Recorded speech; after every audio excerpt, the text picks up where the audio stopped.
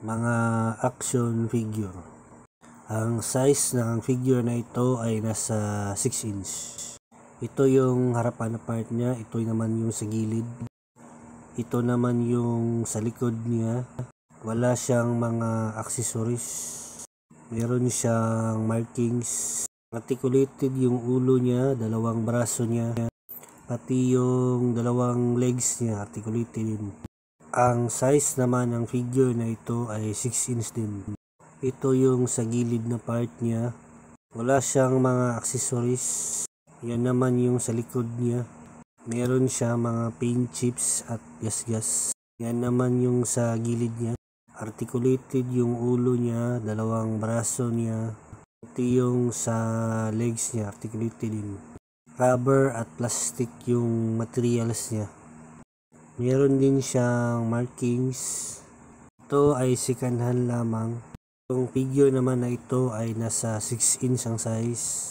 Yan yung harapan na part niya. Yan naman yung sa gilid na part. Yan naman yung sa likod niya. Wala na siyang mga accessories, as is na siya. Yan naman yung sa gilid niya. Articulated yung ulo niya, yung dalawang braso niya at kamay. Na tataas din yung braso niya, gaya niyan. Naiikot din yung sa may bandang siko niya.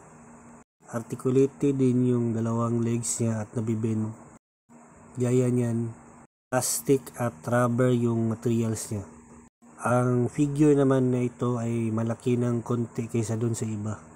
Nasa mga 6 to 7 inches yung size niya. Ito yung sa gilid na part at ito naman yung sa likod na part niya. Ito naman yung sa gilid na part. Meron siyang markings. Articulated yung ulo niya at pwedeng palitan gaya niyan. Yung naka-unmask na siya. Pwede ding may balik gaya niyan. Pwede din siyang mabalik gaya niyan. Kailangan lang ibaba. Articulated din yung dalawang braso niya at sa may legs niya. Pati na rin yung sa may tuhod niya articulated din.